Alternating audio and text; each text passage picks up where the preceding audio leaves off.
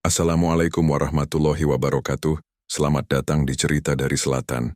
Apa kabar? Semoga kalian semua selalu dalam keadaan sehat dan bahagia. Ya, sebelum lanjut, jangan lupa dukung kami dengan klik tombol subscribe dan komen hadir untuk absennya. Selamat menonton. Udara malam di desa pinggiran itu selalu membawa kelembaban tanah dan aroma daun jati yang baru dipanen. Bagi Tugiman, hawa dingin yang merambat dari lantai papan adalah isyarat waktu. Pukul 8 malam, saat sebagian besar keluarga sudah beristirahat dan para arwah hutan mulai berani bertegur sapa dengan angin. Si kakek, dengan jemari yang kokoh dan penuh kapalan, duduk di kursi rotan usangnya. Kedua matanya yang tertutup keruh telah lama kehilangan fungsi cahaya. Namun kegelapan abadi itu justru mempertajam cahaya lain, cahaya batin yang membuatnya melihat jauh lebih jelas daripada mata normal. Pria tua itu bukan sekadar tukang pijat. Tangan rentanya adalah alat pendeteksi. Mampu membaca simfoni ketegangan urat, patahan energi yang tersumbat, bahkan benang-benang halus kecemasan yang melilit jiwa pelanggannya. Kualitas inilah yang menjadikannya legenda di kalangan warga desa, meski tak ada yang berani membahas kepekaan batinnya secara terbuka. Malam itu, telinga kakek Tugiman menangkap irama langkah yang berbeda. Langkah biasa menyeret debu atau menginjak kerikil. Langkah ini, sebaliknya, terasa sangat ringan, hampir tidak menyentuh bumi, namun menghasilkan getaran aneh di udara, seperti lonceng yang berdentang pelan di ruang hampa. "Tugiman?" Suara itu datang. Jelas, namun kering, tanpa tekstur gema yang normal. Lelaki renta itu meraba tongkatnya, menggeser tubuhnya ke ambang pintu. "Siapa di sana? Silakan masuk." Pria yang berdiri di hadap kakek Tugiman adalah anomali termal. Indra peraba Tugiman yang terlatih mampu merasakan suhu tubuh manusia normal dari jarak 2 depa. Namun sosok tamu ini terasa dingin, seperti batu yang terendam di sungai yang beku. Aroma tanah basah dan hujan tidak bisa menutupi bau lain yang menguar dari tamunya. Wangi cendana kuno dan bau amis tanah liat basah, seperti galian makam yang baru dibuka. "Aku diutus oleh seseorang yang membutuhkan jasamu, kek," ujar si tamu, nadanya datar. Tugiman merasakan kerahasiaan dan urgensi dalam intonasi itu. "Di mana tempatnya, nak? Aku sudah tua, tidak bisa menjangkau tempat terlalu jauh." "Sangat jauh, melewati hutan jati di balik bukit itu. Tapi jangan khawatir, perjalananmu akan dilayani dengan baik. Dan upahnya?" Si kurir menjeda menghasilkan tekanan udara yang membuat bulu kuduk Tugiman meremang. "Upahnya adalah sesuatu yang bisa membeli seluruh desamu, kek. Kepingan emas kuno." Kata-kata emas kuno menusuk kesadaran Tugiman. Dalam hidupnya yang serba pas-pasan, kebutuhan adalah tirani yang kejam. Dia membutuhkan uang untuk membeli obat rematik dan memperbaiki atap yang bocor. Di usia senja, tawaran semacam ini adalah godaan yang mustahil ditolak, meskipun seluruh naluri batinnya berteriak memperingatkan. "Siapa pasiennya? Sakit apa?" tanya tukang pijat tunanetra itu, mencoba memecahkan misteri di balik suara dingin itu. Dia sakit karena urusan dunia yang terlalu lama tertunda. Dia butuh disentuh oleh tangan yang bersih dan batin yang hening sepertimu, kakek. Suara kurir terdengar semakin mendesak. Tugiman merenung sejenak, merasakan dinginnya lantai. Dia bisa merasakan energi yang kuat dari tamu ini. Bukan energi jahat yang mengancam, melainkan energi yang sangat, sangat tua. Energinya bukan milik manusia fana yang baru saja berjalan di atas aspal. "Baiklah," putus kakek Tugiman, memantapkan tekadnya. Dia meraih tas beledu lusuh yang berisi minyak pijat dan herbal. "Aku ikut, tapi janji, kau harus membawaku kembali sebelum subuh." Si kurir tersenyum. Tugiman tahu senyum itu dingin sebab dia merasakan pergeseran tipis udara di depan wajahnya yang tidak menghasilkan kehangatan sedikit pun. "Tentu saja, kek. Mari kita berangkat." Begitu melangkahkan kaki keluar dari rumah, kakek Tugiman langsung tahu bahwa ini bukanlah perjalanan biasa. Pria tua itu tidak berjalan kaki. Tangannya dituntun naik ke sebuah kendaraan yang terasa kuno, kokoh, dan berbau kayu tua yang terlindungi dari hujan. "Andong," bisik Tugiman, meraba pegangan kursi. "Ya, agar kau nyaman, kek," jawab si kurir. yang kini duduk di sampingnya. Suaranya kembali datar dan hampa. Namun, disinilah keanehan dimulai. Andong atau delman seharusnya menghasilkan bunyi-bunyi khas, deru roda bergesekan dengan jalan, gemerincing tapal kuda, atau paling tidak dengusan kuda yang menarik beban. Andong ini melaju, namun sunyi. Benar-benar hening, seperti kereta yang ditarik oleh ilusi belaka. Rodanya meluncur tanpa suara, dan satu-satunya bunyi yang terdengar adalah gesekan kain pakaian Tugiman sendiri. Perjalanan memasuki area pepohonan yang semakin rapat. Tugiman mencoba mendengarkan lingkungan sekitar. Di hutan malam normal, akan ada orkestra serangga, jangkrik, tonggeret, dan mungkin lolongan anjing dari kejauhan. Di sini, tidak ada apa-apa. Hanya keheningan absolut yang menelan semua suara. Keheningan ini bukan ketenangan, melainkan penindasan yang mencekik. Si kakek mencoba mengukur waktu dan arah. Awalnya mereka bergerak di jalan setapak yang keras, mungkin bekas jalan desa. Namun perlahan-lahan tapak Andong terasa melewati tanah liat yang gembur, lalu berbalik memasuki medan yang menanjak, diselingi rimbunnya bambu yang padat. "Kita di mana, Nak?" tanya kakek Tugiman. Nada suaranya mulai diselimuti kecemasan. "Sebentar lagi kita sampai. Kita melewati hutan bambu perbatasan. Jangan takut, kakek. Ini tempat yang aman," jawab kurir, tidak meyakinkan sama sekali. Saat melewati rumpun bambu, Tugiman merasakan perubahan atmosfer yang drastis. Udara tiba-tiba menjadi sangat dingin, bukan dingin yang menyehatkan, melainkan dingin yang lembab dan menusuk tulang. Bersamaan dengan itu, aroma tajam menyeruak, campuran aneh antara bunga melati yang baru dipetik dan asap dupa yang tebal.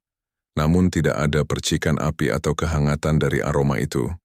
Wangi ini terasa disengaja, seperti tabir yang sengaja dipasang untuk menipu indera penciuman manusia. Si tukang pijat tua meremas tangannya sendiri, mencoba menenangkan getaran yang muncul dari ulu hatinya. Jantungnya berdegup seperti genderang yang dipukul cepat. Ini bukan lagi urusan dunia nyata. Batinnya berbisik. Aku telah dibawa melintasi batas. Perjalanan berlanjut. Tugiman merasakan Andong itu akhirnya berhenti total. "Kita sudah sampai, kakek," ujar si kurir, meraih tangan Tugiman dengan sentuhan yang sangat dingin. Kakek Tugiman menarik napas dalam-dalam. Di hadapannya dia bisa merasakan energi yang sangat padat, seperti dinding tak terlihat yang terbuat dari sejarah. Pendengarannya yang luar biasa menangkap desahan halus, bisikan angin yang terasa seperti ribuan kata-kata yang diucapkan secara bersamaan, namun tidak membentuk kalimat yang jelas. Melalui indera perabanya yang super sensitif, dia merasakan adanya struktur besar di dekatnya, mungkin sebuah gapura.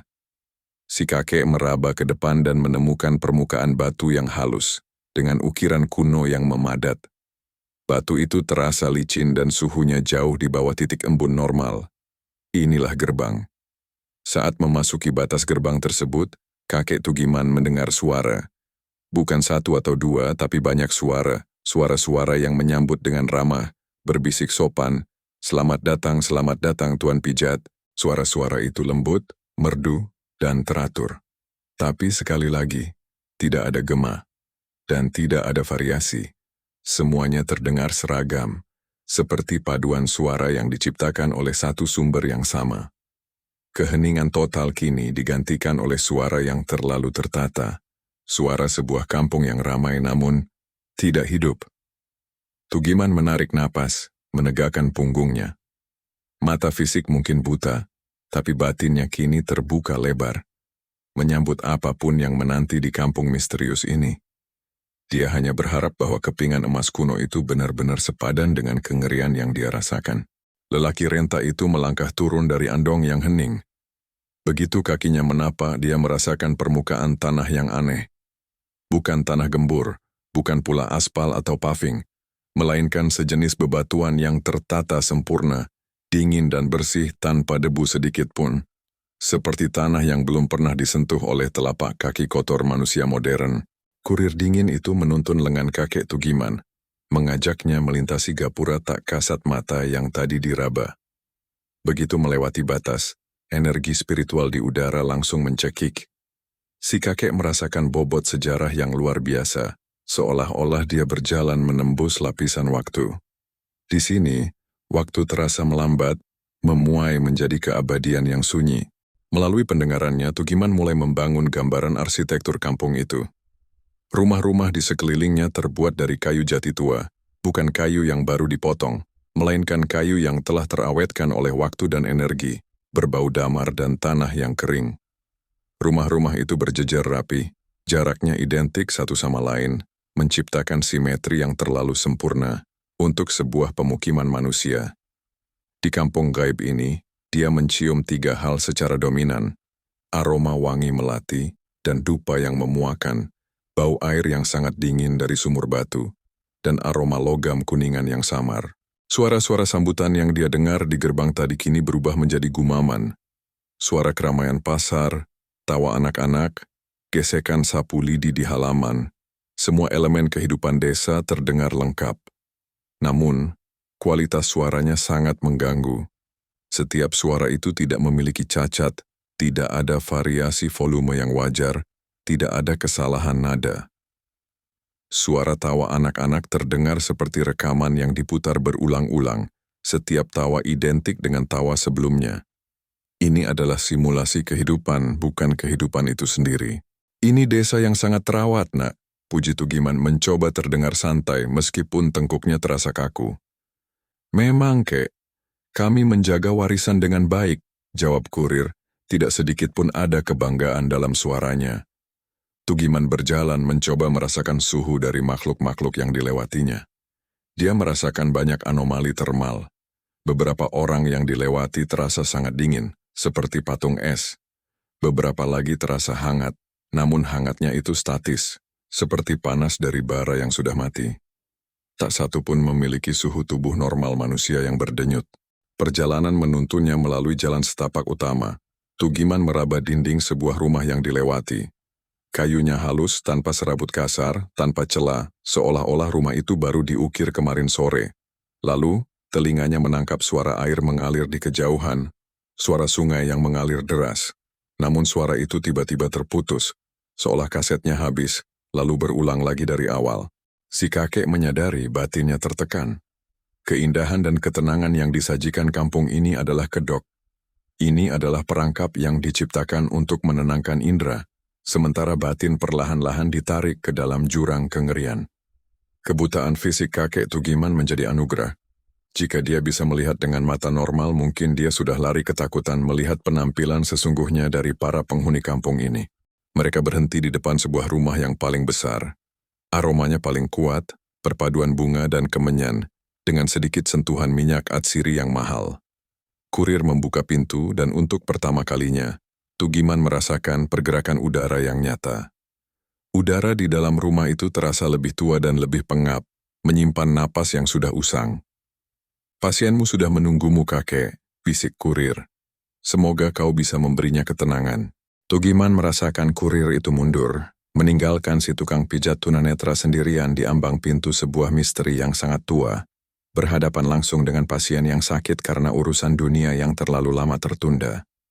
Dia menguatkan hati. Misi kakek Tugiman bukan untuk melihat, tetapi untuk menyentuh dan menyembuhkan. Ruangan tempat kakek Tugiman di bawah sangat luas. Langkah kakinya yang kini tidak lagi dituntun, terasa bergaung tipis di lantai kayu. Dia mencium bau kain beludru tua dan dedaunan kering yang ditaburkan di sudut ruangan, mungkin semacam penolak bala. Dia meraba-raba ke depan, tangannya akhirnya menemukan tepi dipan kayu yang besar dan dingin. Di atas dipan itulah pasien terbaring. Silakan Tuan Pijat, aku sudah lama menantikan kedatanganmu, kata pasien itu. Suaranya terdengar berat dan lembut, namun memiliki kualitas yang sama dengan suara-suara lain di kampung itu. Tanpa gema, tanpa variasi, seperti suara yang telah dilatih selama berabad-abad untuk terdengar sempurna. Kosakata yang digunakan pasien sangat baku dan santun, bahasa yang hampir punah dan hanya ditemukan dalam manuskrip kuno. Aku Tugiman, Tuan. Maafkan kebutaanku, namun tanganku akan memberitahuku apa yang hatimu sembunyikan. Jawab tukang pijat tunanetra itu, segera meletakkan tas beledu berisi minyaknya. Kakek Tugiman mendekat, lalu dengan gerakan profesional, dia meletakkan telapak tangannya di dahi pasien. Sentuhan pertama adalah kejutan listrik yang dingin. Suhu pasien itu berada di bawah ambang batas yang dapat ditoleransi tubuh manusia. Dinginnya itu bukan karena demam, melainkan dinginnya batu pualam yang tersimpan di ruang bawah tanah.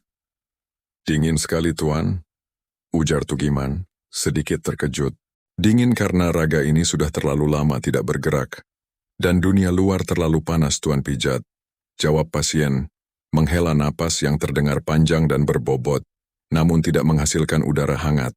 Tugiman memulai pekerjaannya dari bahu. Jemarinya yang berpengalaman merangkak, mencari simpul-simpul ketegangan.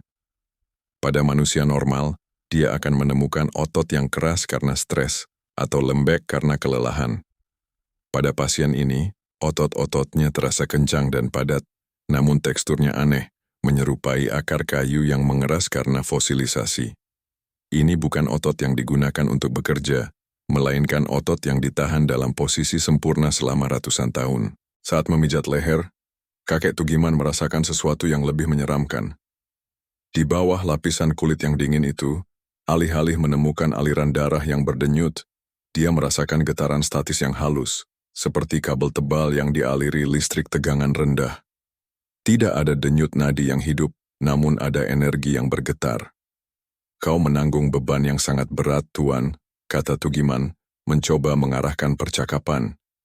"Beban ini bukan dari kerja keras, melainkan dari penantian."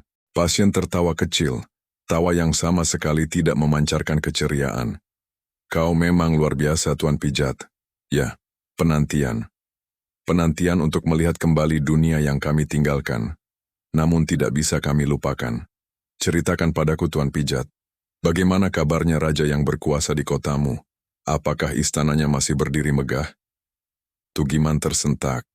Dia berbicara tentang raja, seolah-olah waktu tidak pernah beranjak dari era kerajaan. "Negeri ini dipimpin oleh presiden, Tuan.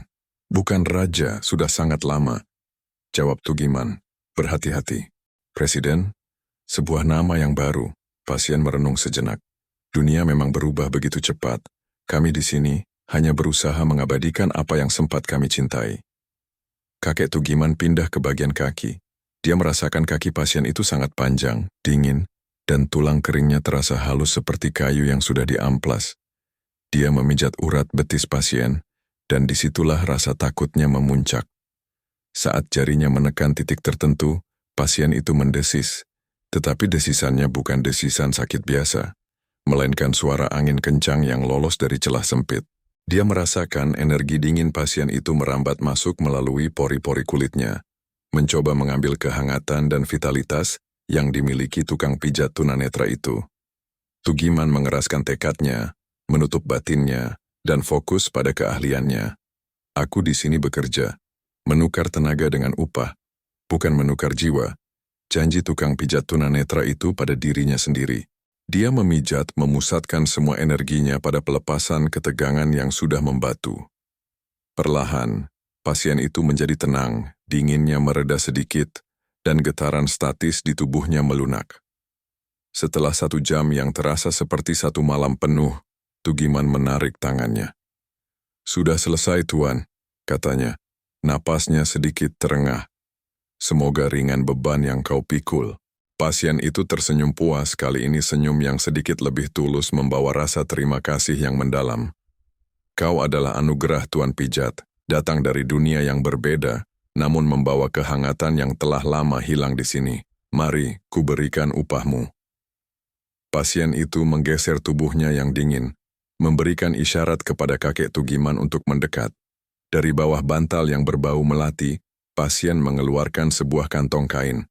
Kantong itu terbuat dari beludru hitam tebal, terasa tua dan berat seperti menyimpan rahasia ratusan tahun. "Terimalah, Tuan Pijat," ucap pasien. Tangannya yang dingin meletakkan kantong itu di telapak tangan kakek Tugiman. "Ini adalah janji yang harus kutunaikan. Upah yang pantas untuk keahlianmu." Tugiman memegang kantong itu, merasakan beratnya yang luar biasa. Jemarinya yang cekatan segera membuka simpul tali penutupnya. Dia memasukkan jari-jari ke dalam kantong, menyentuh isinya. Benda-benda di dalamnya terasa keras, padat, dan sangat dingin. Bukan berbentuk uang kertas atau koin perak biasa. Bentuknya pipih, bulat, dan ukurannya sedikit lebih besar dari koin Rp100 yang sering dia terima. Yang terpenting, bahan logamnya terasa tebal dan berat. Dia menggesekkan ibu jarinya di permukaan salah satu kepingan. Permukaan itu tidak mengilap seperti emas baru, melainkan memiliki tekstur kasar, seperti perunggu yang telah lama terendam di dalam tanah. Namun, dari sentuhan batinnya, kakek Tugiman mengenali energi logam mulia yang murni. Energi yang memancarkan kekayaan dan kekuasaan purba. Emas! Benar-benar emas! Seru kakek Tugiman dalam hati. Rasa takutnya tergeser oleh euforia, dan rasa syukur yang membanjiri relung jiwanya. "Berapa jumlahnya, Tuan?" tanya tukang pijat tunanetra itu. Suaranya bergetar menahan kegembiraan. "Cukup untuk menukar sisa hidupmu dengan ketenangan, Tuan Pijat," jawab pasien, tersenyum hampa. "Itu adalah kepingan kuno, peninggalan dari masa ketika dunia ini masih milik kami." Kakek Tugiman menimbang kantong itu sekali lagi. Beberapa keping saja sudah terasa sangat berat.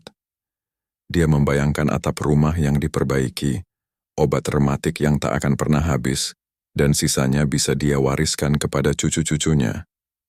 Ia mengucapkan terima kasih berulang kali, sujud dalam batin kepada pasien misterius di hadapannya. Saat Tugiman hendak memasukkan kantong itu ke dalam tas beledu lusuhnya, pasien kembali berbicara. Nadanya berubah menjadi sangat serius, mengikis semua kehangatan yang baru saja muncul. "Namun ada satu hal yang harus kau ikuti, Tuan Pijat."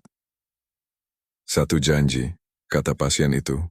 Suaranya kini terdengar seperti perintah yang tak terbantahkan. "Dalam perjalanan pulang, setelah kau melewati gerbang kami, kau tidak boleh menoleh ke belakang, sekalipun ada panggilan atau godaan. Apapun yang kau dengar, siapapun yang memanggil namamu, tutup telingamu, keraskan hatimu, dan jangan pernah menoleh." Meskipun buta, kakek Tugiman merasakan tatapan pasien itu menusuknya. Dia merasakan sebuah ancaman yang nyata, sebuah ikatan yang diletakkan di atas upah emas itu. "Apa yang akan terjadi jika aku menoleh, Tuan?" tanya Tugiman. Keheningan yang datang sebagai jawaban jauh lebih menakutkan daripada suara apapun. "Kau akan melihat kami, Tuan Pijat," bisik pasien itu. "Dan kami akan memaksamu tinggal di sini untuk selamanya, melayani kami. Ingat baik-baik, jangan sekali-kali kau melanggar peringatan ini. Pergilah sekarang, sebelum waktu yang kau pinjam habis." Tugiman mengangguk cepat. Rasa gembiranya menguap digantikan oleh kengerian yang berlipat ganda. Dia segera mengikat kantong beludru itu, menyimpannya di tempat teraman yang bisa dia rasakan. Kurir dingin itu muncul kembali, tanpa suara, dan menuntunnya keluar dari ruangan. Kakek Tugiman bergegas meninggalkan rumah besar itu. Jantungnya berpacu, merasakan beban kepingan emas di tangannya seberat sumpah yang baru saja diucapkan. Perjalanan kembali dimulai, dan kali ini andong itu bergerak dengan kecepatan yang menakutkan. Rodanya masih hening, namun angin dingin yang menerpa wajah kakek Tugiman terasa seperti cambuk yang mempercepat lajunya. Si kurir di sampingnya benar-benar diam. Keheningan itu sendiri adalah kengerian, seolah-olah seluruh kampung gaib itu menahan napas, menunggu momen yang tepat. Begitu andong melewati batas gapura yang tadi diraba, perubahan terjadi. Keheningan mutlak tiba-tiba pecah. Awalnya, itu hanyalah suara bisikan. Bisikan-bisikan itu lembut, berputar-putar di sekitar telinga kakek Tugiman, memuji keahliannya. "Tangan yang ajaib. Kami butuh tangan sepertimu di sini, kakek." Kemudian suara-suara itu menjadi lebih pribadi. "Tugiman, kau meninggalkan minyak pijatmu," seru sebuah suara wanita dari arah belakang. "Kau akan kedinginan di luar sana. Baliklah, biar kami hangatkan ragamu." Tugiman meremas erat kantong berisi emas di dadanya.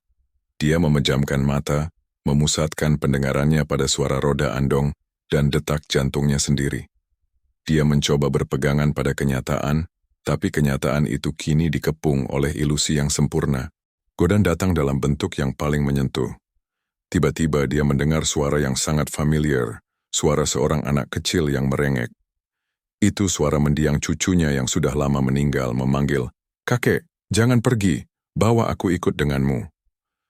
Air mata Tugiman menetes. Instingnya sebagai kakek menjerit memaksanya untuk menoleh untuk memastikan. Namun, Peringatan pasien terngiang jelas di benaknya. Kau akan melihat kami, dan kami akan memaksamu tinggal di sini untuk selamanya. Dia tahu ini adalah jebakan, ilusi yang diciptakan dari memori dan penyesalan terbesarnya. Makhluk-makhluk di kampung itu tidak ingin emasnya kembali. Mereka menginginkan nyawanya, raga hangatnya, dan terutama kepekaan batinnya. Si kakek merapal doa-doa yang diajarkan ibunya sejak kecil. Suara doanya yang bergetar adalah satu-satunya perlawanan melawan paduan suara gaib yang kini semakin keras, diselingi tawa seram dan rintihan yang menyayat. Tiba-tiba, Andong berhenti mendadak. "Kenapa berhenti, nak?" tanya Tugiman, suaranya serak. "Kita sudah sampai di batas hutan, kek. Mulai dari sini aku tidak bisa menemanimu lebih jauh. Dunia kami tidak mengizinkan," jawab kurir. Suaranya kini kembali dingin. "Baiklah. Terima kasih atas bantuannya," kata Tugiman, melompat turun dari Andong itu tanpa menoleh sedikit pun. Saat kakinya menapak di tanah yang terasa basah, aroma melati dan dupa tiba-tiba menghilang, digantikan oleh bau daun-daun basah dan kabut hutan yang familiar. Suara jangkrik dan serangga kembali, orkestra malam yang normal dan melegakan. Andong itu menghilang tanpa jejak di belakangnya, bersama dengan kurir dan semua suara gaib. Kakek Tugiman tahu dia sudah kembali, selamat dan kaya. Namun saat dia melangkah sempoyongan menuju jalan desa, dia merasakan kantong beludru di tangannya. Beratnya terasa salah. Dinginnya koin-koin itu terasa berbeda. Dia menarik napas dalam-dalam, memutuskan untuk menunggu fajar tiba sebelum memeriksa upah yang dia pertaruhkan dengan jiwanya. Kakek Tugiman tiba di teras rumahnya tepat ketika azan subuh berkumandang dari musala di ujung desa. Suara manusia yang nyata, syahdu, dan penuh gema itu terasa seperti air dingin yang menyiram dahaga jiwanya. Dia ambruk di kursi rotannya, kelelahan fisik dan batin yang luar biasa. Dia baru saja bertarung melawan kengerian yang terorganisir. Kesejukan fajar merambat masuk, menerangi ruang tamu yang sederhana. Tugiman merasakan kehangatan matahari pagi yang pertama kali menyentuh kulitnya, dan saat itulah, rasa kantuknya hilang seketika, digantikan oleh satu pikiran mendesak. Upah itu. Dia meraba tas beledu lusuhnya, menarik keluar kantong beludru hitam yang berat. Kantong itu kini tidak lagi memancarkan energi kekuasaan purba, melainkan terasa mati dan aneh. Dinginnya terasa lebih pekat, dan beratnya, ya, beratnya masih ada, tetapi terasa seperti beban mati. Dengan tangan gemetar, kakek Tugiman meletakkan kantong itu di atas meja kayu. Ia melepaskan simpul tali dengan sangat perlahan, seolah takut mengganggu benda-benda di dalamnya. Saat Tugiman memasukkan jemarinya untuk meraba isinya di bawah cahaya remang-remang pagi, dia merasakan tekstur yang sangat berbeda dari sentuhan terakhirnya. Kekerasan kepingan emas yang padat telah digantikan oleh sesuatu yang kasar, berpori, dan rapuh. Dia mengambil satu kepingan, mengangkatnya tinggi-tinggi ke arah celah jendela tempat cahaya subuh menyelinap masuk. Jemarinya yang buta menggesek permukaan benda itu dengan saksama. Kepingan itu pipih, bulat, dan tebal, persis seperti koin yang dia rasakan tadi malam. Namun, ini jelas bukan emas. Ia segera mengambil semua isi kantong itu dan menumpahkannya ke atas meja. Terdengar bunyi kerak yang serak, bukan gemerincing logam. Kakek Tugiman, meskipun buta, dapat merasakan dengan jelas bentuk dan tekstur tumpukan benda di hadapannya. Kepingan pecahan tembikar kuno dingin, berlumut tipis dan berbau amis seperti tanah liat yang baru digali. Tembikar itu tidak memiliki nilai, kecuali nilai sejarah yang tak bisa dijual. Upah yang dijanjikan, yang seharusnya bisa membeli seluruh desanya, kini hanyalah puing-puing dari masa lalu, artefak yang dihidupkan sementara oleh ilusi di kampung gaib. Bahkan kepingan yang dia sentuh, yang tadinya terasa seperti emas murni, kini terasa seperti batu yang mati. Kekalahan itu menusuk batin Tugiman jauh lebih dalam daripada rasa sakit rematiknya. Dia telah menukar tenaga, waktu, dan hampir saja menukar jiwanya, hanya untuk mendapatkan sampah. Namun saat ia menenangkan napasnya, ia menyadari sesuatu yang lain. Keringat dingin yang membasahi bajunya telah hilang. Nyeri ngilu di lutut dan persendiannya yang biasanya menyiksa saat fajar menyingsing, kini mereda. Tubuhnya terasa ringan, energinya, meskipun terkuras dari perlawanan batin, terasa bersih. Pasien itu telah mengambil sesuatu, tetapi juga memberikan sesuatu yang tak ternilai. Pasien itu memang sakit karena urusan dunia yang tertunda. Ia sakit karena energi mati yang terkunci di tubuhnya, energi yang telah Tugiman lepaskan melalui pijatannya. Sebagai imbalannya, Tugiman telah menerima hal-hal dari dunia pasien, benda-benda mati yang tidak bisa bertahan di dunia fana. Namun, dalam prosesnya, pasien telah mencuri sebagian kecil dari kehangatan tubuh Tugiman. Dan sebagai gantinya, ketegangan dan energi negatif dari raga tua Tugiman telah ditarik keluar. Kakek Tugiman menyentuh pecahan tembikar itu lagi, kali ini tanpa penyesalan.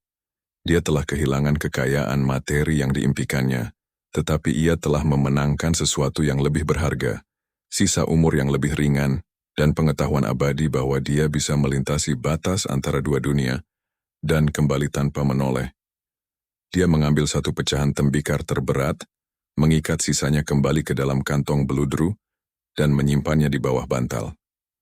Upah itu adalah pengingat. Matahari telah meninggi. Pagi itu keanehan Tugiman terfokus pada tangannya sendiri. Bukan lagi tangan yang kaku karena rematik, melainkan tangan yang terasa seperti baru lahir, lentur, kuat, namun dengan kepekaan yang 10 kali lipat. Siang hari pasien pertamanya tiba, seorang petani bernama Pak Slamet, yang pinggangnya terkunci parah akibat mengangkat karung padi terlalu berat. Biasanya, kasus Pak Slamet membutuhkan waktu 2 jam pijatan keras dan penarikan urat yang menyakitkan. Seringkali meninggalkan Tugiman dengan keringat dingin dan kelelahan yang sama parahnya. "Aduh kakek, pinggang saya serasa ditarik wewe gombel," keluh Pak Slamet, berbaring tengkurap. Kakek Tugiman mengoleskan minyak herbal ke punggung Pak Slamet. Begitu jemarinya menyentuh kulit, dia merasakan perbedaan luar biasa. Dia tidak perlu lagi menekan keras. Indera batinnya kini menembus kulit dan otot dengan mudah, membaca peta urat dan simpul yang tegang sejelas sebuah prasasti yang terukir di batu. Dia menemukan simpul yang mengunci pinggang Slamet. Simpul itu terasa dingin dan gelap, seperti gumpalan energi mati. Biasanya, Tugiman harus mengerahkan semua kekuatan fisiknya. Kali ini, ia hanya memfokuskan pikirannya, menyalurkan energi hangat yang tersisa di tubuhnya. Sentuhan Tugiman ringan, seperti hanya mengusap, namun Pak Slamet tiba-tiba menjerit, bukan karena sakit, tetapi karena terkejut. "Ya ampun kek, rasanya ada arus listrik, dinginnya keluar," seru Pak Slamet terengah-engah. Hanya dalam waktu 10 menit, kakek Tugiman melepaskan simpul itu. Dia bisa merasakan energi gelap tersebut terangkat dari tubuh Slamet dan menghilang ke udara. Setelah pijatan ringan di titik-titik meridian lainnya, Tugiman menarik tangannya. "Coba kau berdiri, nak," perintah Tugiman. Pak Slamet dengan hati-hati mencoba berbalik, lalu pelan-pelan ia duduk, dan akhirnya berdiri tegak. Dia membungkuk, meluruskan punggung, dan menghela napas panjang. Ekspresi wajahnya berubah dari kesakitan menjadi keheranan.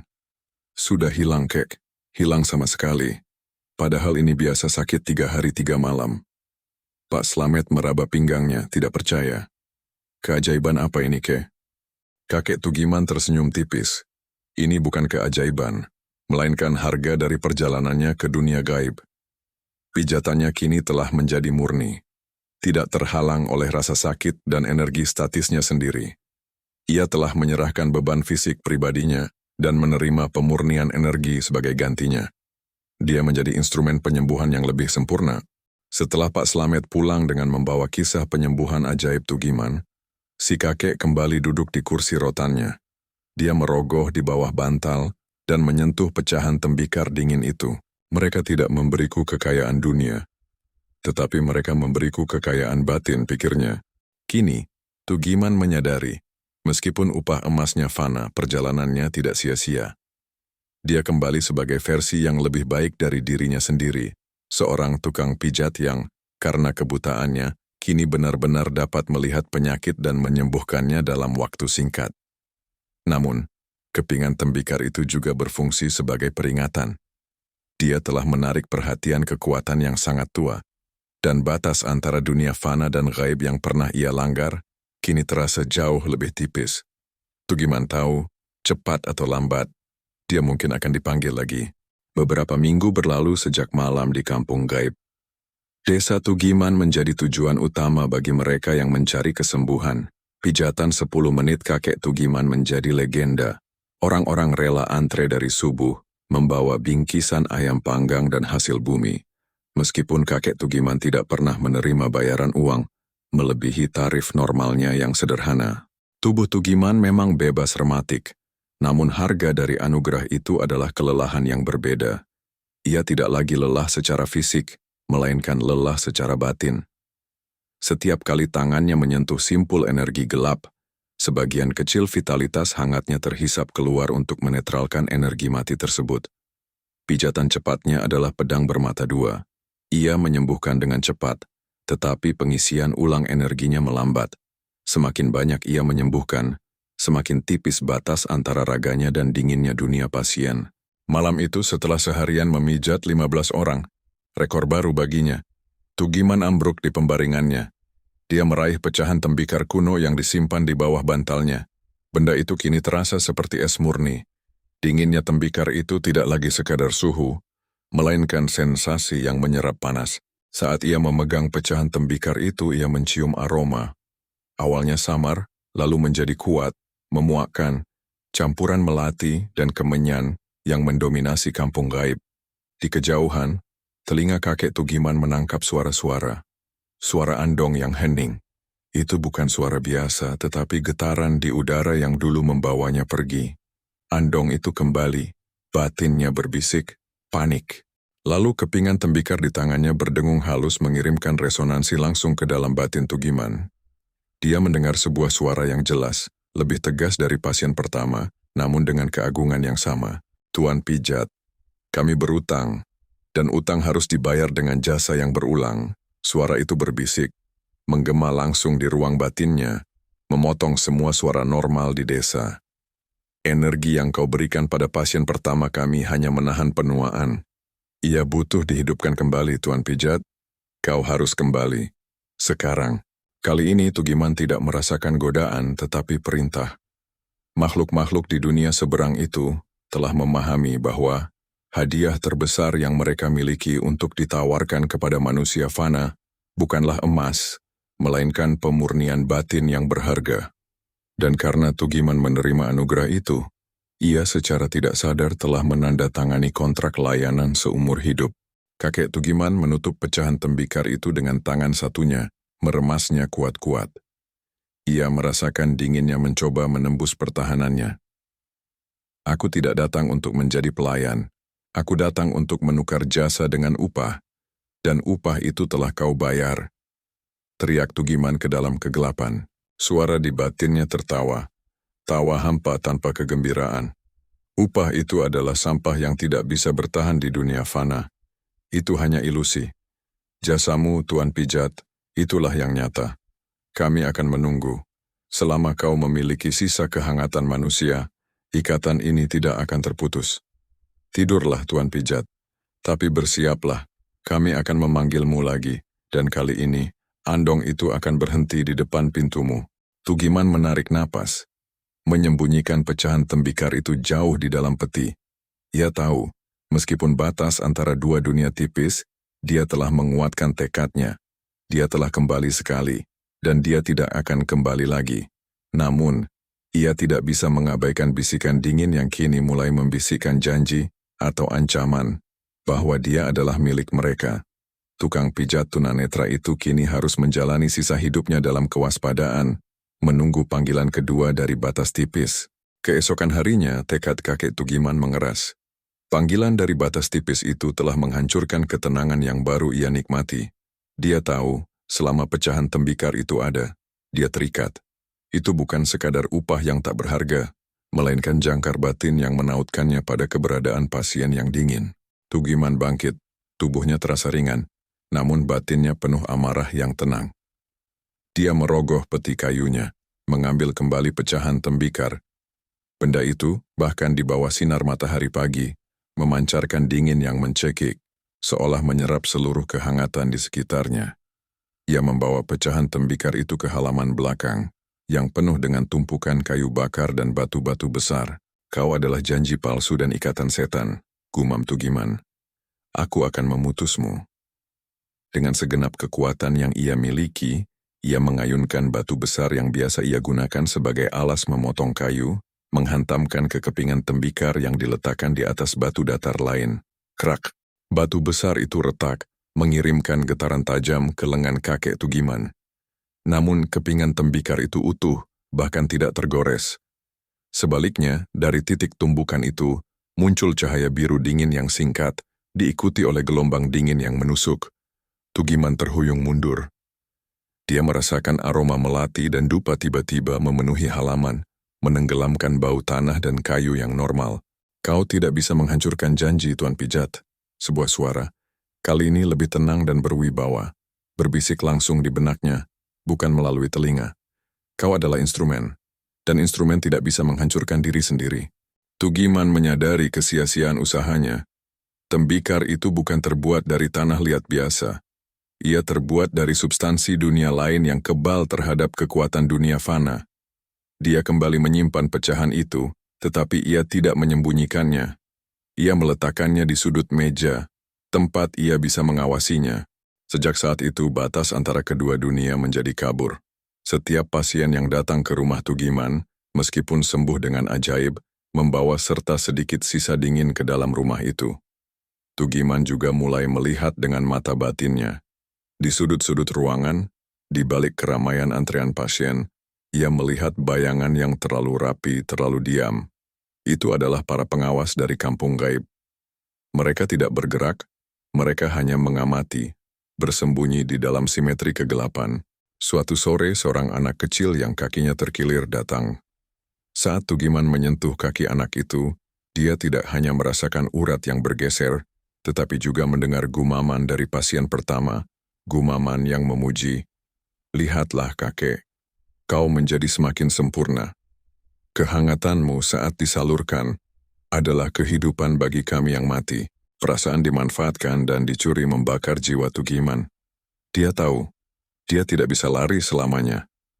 Menghancurkan jangkarnya gagal, dan mengabaikan panggilan hanya akan membuat kampung gaib mengirim lebih banyak pengawas. Di malam hari Tugiman duduk di kursinya, dengan pecahan tembikar dingin di telapak tangannya. Dia memejamkan mata, membiarkan dinginnya masuk, membiarkan aroma melati memenuhi paru-parunya. Dia tidak melawan.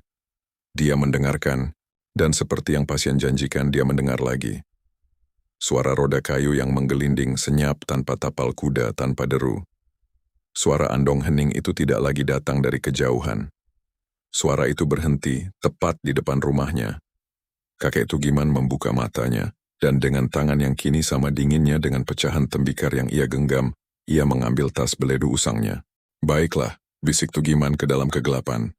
"Aku akan kembali, tapi kali ini aku akan meminta upah yang tidak bisa kalian tukar menjadi sampah."